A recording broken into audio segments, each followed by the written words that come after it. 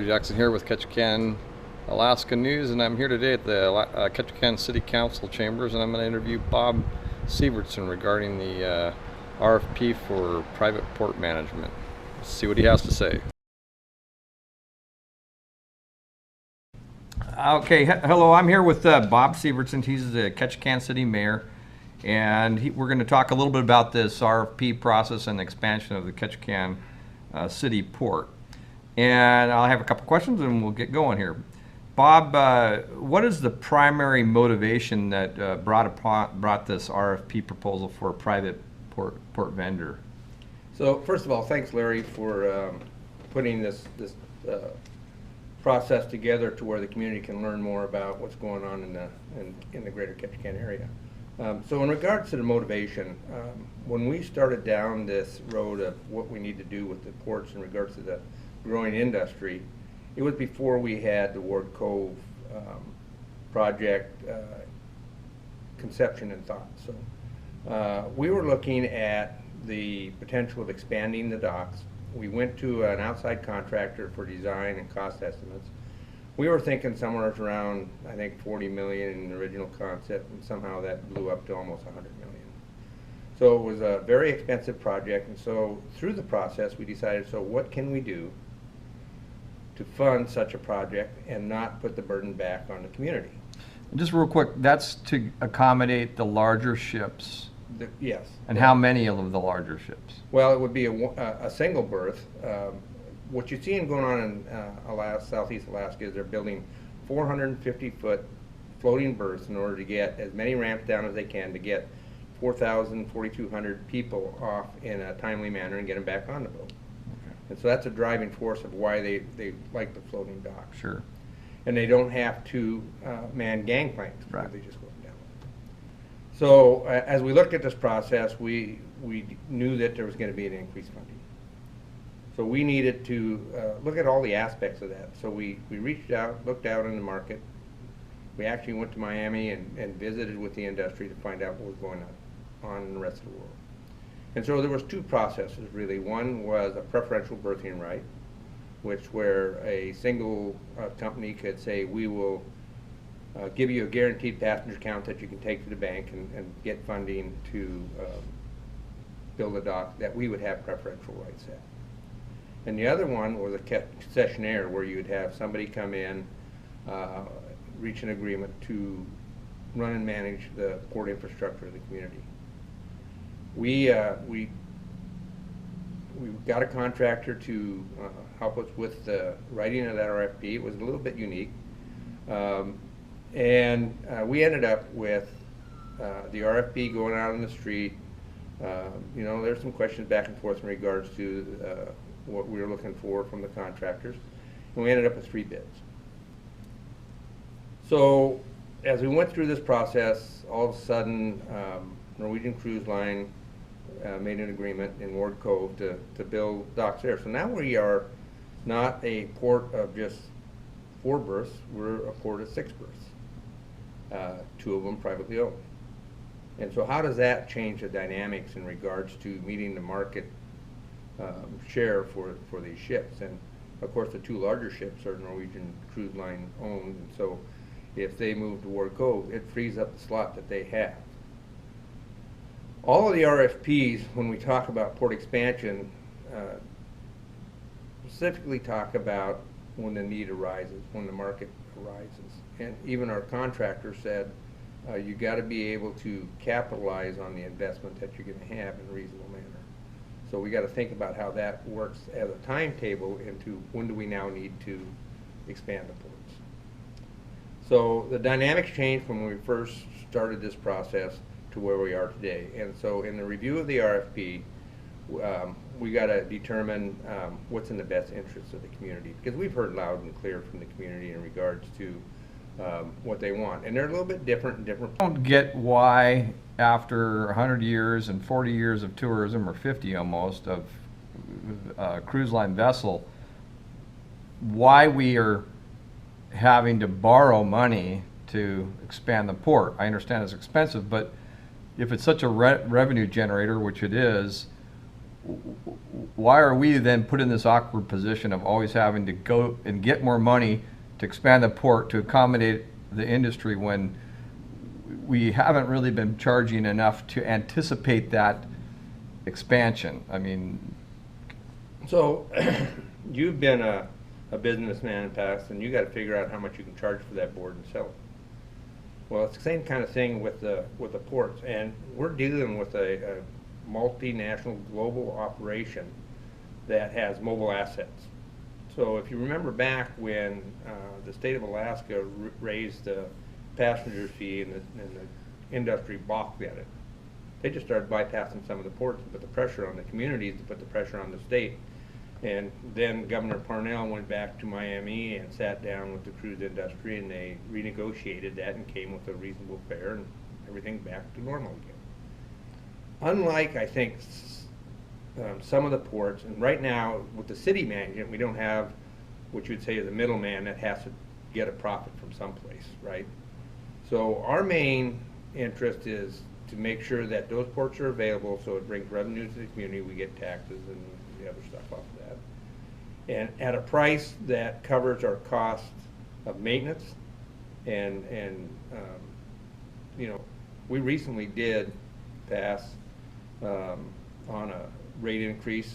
We raised it by $2. So if we have 1 million passengers, that's going to be $2 million more that we can utilize. And if we take those and use them for debt service, it gives an opportunity to get loans or bonds in order to do that. okay. There is this restriction. Can you explain the restrictions on how port fees, head tax fees, which are two different fees, are restricted on their use? So the CPP monies go to the state, and then the first 7 ports of call get a $5 off of that. We split ours with the Ketchikan Gateway Borough, so we get half of that. And then those are, the use of those are in regulations about how we can use those, and they have to be used on the port infrastructure, something that directly benefits the ship. And then when you talk about the tie-up fees, the wharf fees and stuff, there was a lawsuit in Juneau about how they were using those funds for other than cruise-related projects, or so that lawsuit went on for quite a while. CLIA, the Cruise Line Agencies of Alaska, and Cruise Line International, on one side with the city of Juneau on the other side. Well, they won that lawsuit in regards to the tonnage clause, which is a very old law that talks about how if you're going to tax the tonnage and stuff in the maritime industry, that those have to be used to support that industry. And so after the lawsuit, I think the tourism side of it, the CLIA and stuff, they realized that there needs to be a conversation with the local communities about the needs and how we can maybe utilize some of those funds to the benefit of not only the cruise industry, but of the community itself, to relieve some of those pressures. And so they've had that negotiations and discussion in Juneau and come to an agreement of what they can use those funds for. We still have to have that discussion here in Ketchikan, and I think we've invited the participants down to talk to us. Yeah, I think that people want to know if the cruise line is such a benefit to the greater community, why can't the fees that it generates be used to pay for a school, a sewer system, a water system? It seems crazy to have this industry and then not have some societal benefit other than sales tax. So, correct, but again, it goes back to the decision through the court system is that it has to benefit the industry itself. But I think there are some dual benefits and how that works, and so in the decision-making process through the judge, you know, if we had a ramp going to the ship, that's covered, or a sidewalk going to the ship, it's covered. But then when you get past that and it's not directly related to the ship and its portside operation, then it falls outside of the uses of the monies. Well, if you But took I think that times have changed, yeah. and so now the infrastructure within the community does benefit the passengers. before it had to benefit the ships. Now, I think there's some leniency in the fact that they understand that we have to have some shoreside amenities that benefits both the community and the passengers, and be able to utilize some of those funds as part of that. Yeah, if you take an example of somebody having a heart attack and they have to drive on a public street to the hospital, and the city owns the hospital, why can't we use the fees to pay for the hospital infrastructure or whatever? It's essentially a benefit. It could be passed on all the way down to I would think, the airport. People will have to fly in to get onto the ships or on and off. So actually, the hospital benefits from the fact that they charge the patient for the service that they have their uses. I don't disagree that there is infrastructure within the community that gets taxed when you bring in that large volume of people. Wastewater systems. Your wastewater systems were designed for the community of the size of Ketchikan or Skagway, and then when you put 1 million passengers in a year, it definitely has an impact. So presently, I think there is a legislation to look at the Ocean Rangers money, and anything that's left over from the reorganization may be able to be used for things like wastewater infrastructure in communities. Okay. What happened to initially when they looked at expanding the port, there was just a kind of a tempered down version where we'd expand berth 1, maybe Survey Point would expand there, you'd get then 3 Panamax style ships. Some different ideas in regards to how we could do maybe a on-dock gantry that would help and stuff, but it takes up the commercial side of the dock in regards to bringing buses on, passengers moving around, tours, independent tours, that kind of stuff. Then we looked at maybe extending out a little bit off the end of berth 1, but again, we don't get all the ramps on a floating dock, and as we see around what's going to happen in Ward Cove, what's happened up in Hoona, what they've done in Juneau, is the floating docks are the choice, I guess, the preferred choice in regards to how you berth larger ships and get more ramps, because it's all about getting people off and on. You don't want lines. So then we went out to the design phase with Moffett Nichols and took a look at what happened there. So the increase in cost was basically moving the dock another 60 feet out from the face of the pier. You go into deeper water, larger piling, more cost in regards to installation of those pilings and how you change things around, and then there's other issues with ramps and different things, so it has more cost to it. Did that turn out to be like 90 million kind of estimate? Yeah, about 92. Which is substantial. Yeah. I mean, the first reaction to that is, well, obviously, if the industry is building bigger ships, and we've known that, why hasn't that process already been paid for? Or I would think that you would just charge accordingly. Well, it's a matter of what the need is, because right now we're meeting some of those needs, and with the expansion of Ward Cove, I still think the city of Ketchikan needs to pursue that option, and we may have to go into some more, I think, standardized funding sources and to do that, and then of course we have to recoup costs through some kind of negotiated fee with the cruise line industry. So back to this RFP, would the port employees that are serving dual purposes, how would this affect them? Some of them work on the port in the summer, and then they work in the harbors in the winter, and they get a full-time job. So again, that could be an impact, but all the items that are presented in the RFP comes down to a negotiation. If we select an individual operator, then we sit down and start negotiating what the city would like, and of course they're going to come back with what their demands are. And so it's not set in stone, but I agree there are benefits to the port staff and how we utilize them later on. Not all of them, of course, go there, but a good part of them do. When would the decision be made? Is there a timeline that we can say, okay, we're going to choose this or not?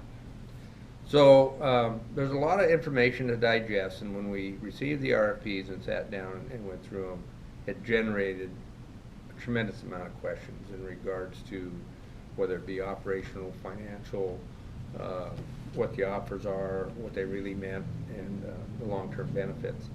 And trying to match up the financial statements and how they, each individual proposer presented them has been a little bit difficult, because it's not apples and apples, apple, oranges, and an onion in there someplace, right? And so I think with Ward Cove going in, Norwegian Cruise Line is continuing to state that they're going to stay at the port for this season. They may make The question that arises in me is, in a capitalistic world, if you have high demand and limited occupation, well, the port fee should escalate to match that demand.